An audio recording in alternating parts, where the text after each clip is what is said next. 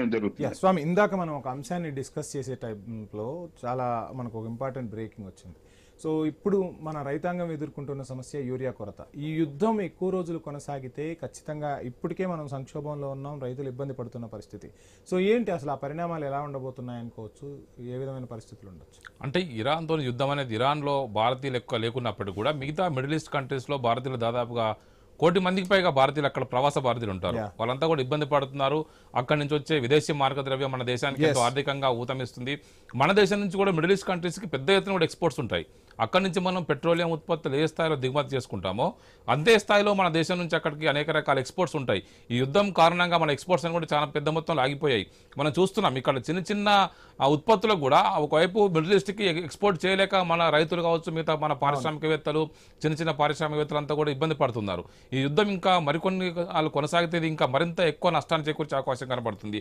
Pharma industry కావచ్చు, మనం చూస్తున్నాం ఒకవైపు మనకు ఎంఆర్ఐ లాంటి స్కానింగ్ మిషన్లు కూడా వాడే హీలియం లాంటి గ్యాస్లు కూడా మనం అక్కడి నుంచి దిగుమతి చేసుకుంటున్నాం. అనేక రకాల సిలికా లాంటి వాటిని దిగుమతి చేసుకుంటున్నాం. మిడిల్ ఈస్ట్ నుంచి మనం అనేక రకాల ముడి దిగుమతి చేసుకుంటాం. మన దగ్గర నుంచి కొంత ప్రాసెస్డ్ ఫుడ్ సంబంధించినటువంటి వాటిని కూడా మనకు అక్కడికి ఎగుమతి చేస్తాం. రైస్ కావచ్చు, బీఫ్ కావచ్చు, అనేక రకాల ఎక్స్పోర్ట్స్ మనం అక్కడ చేస్తే మనం కూడా విదేశీ మార్గద్రవ్యం తీసుకుంటుంటాం. ఇలాంటి పరిస్థితుల్లో ప్రతి సామాన్యుడు ఒకవైపు మనం చిన్న గ్యాస్, మనం పెట్రోలియం గురించి ఆలోచిస్తున్నాం తప్ప మన ఈ ఎక్స్పోర్ట్స్ ఇంపోర్ట్స్ సంబంధించిన విషయంలో మనం చాలా పెద్ద మొత్తంలో నష్టపోతున్నాం. ఎకానమీ కూడా ఇంపాక్ట్ అవుతుంది. దీంతో ఇప్పుడు ఎంత తొందరగా యుద్ధం ముగిస్తే అంత మంచిదని చెప్పేసి అందరూ ఆలోచించే పరిస్థితికి అయితే వచ్చింది యుద్ధం.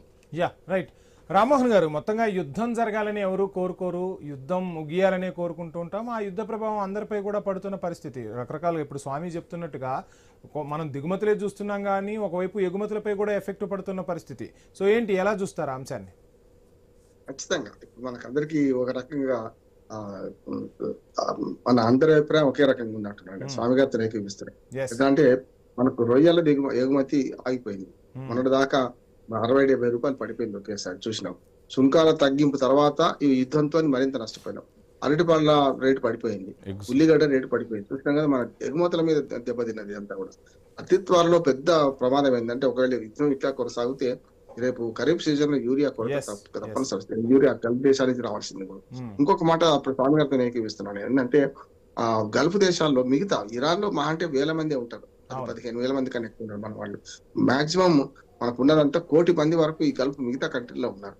ఒక రంగా మనకు ప్రపంచ అంటే భూగోళం మీద స్వర్గధామం అన్న దుబాయ్ లో అయితే లక్షలాది మంది ఉన్నారు. చూస్తున్నాం మనం.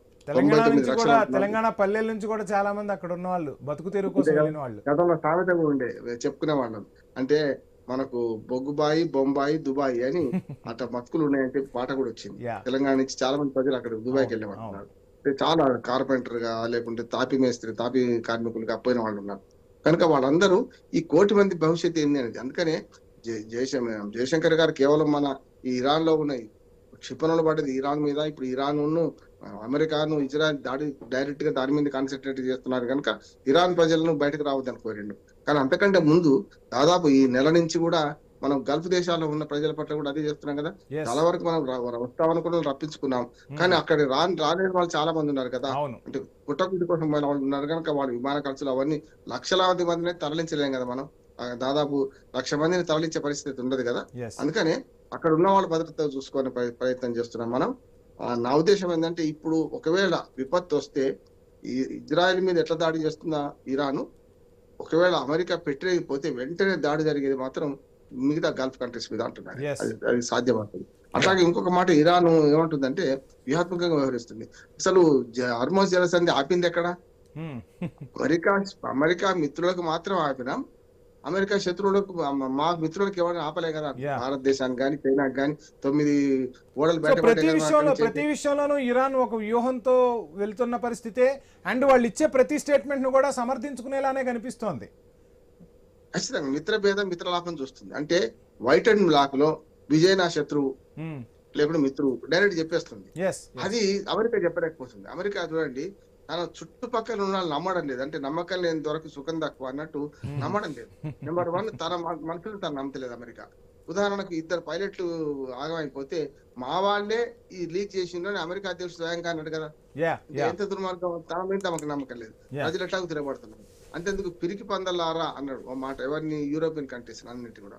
నాటో కూటమి దేశాలు పిరికి పందల మీద నేను విడ్రా అవుతాను, విత్డ్రా అవుతా అన్నా కూడా బ్రిటన్ ఏమన్నది, నువ్వెవరు విత్డ్రా కావడానికి, అసలు యుద్ధం మొదలుపెట్టి మీరు కాదు, మీ యుద్ధంలో మాకేం పని అని బ్రిటన్ ప్రధాని సమాధానం ఇచ్చింది. ఈ యుద్ధంలో ఇంత పరిణామాలు జరుగుతుంటాయి సార్. పాకిస్తాన్ లాంటి ఒక అంశం తెర మీదకి వచ్చిందంటే స్వామి మనందరం కూడా ఒకసారి మాట్లాడుకుందాం.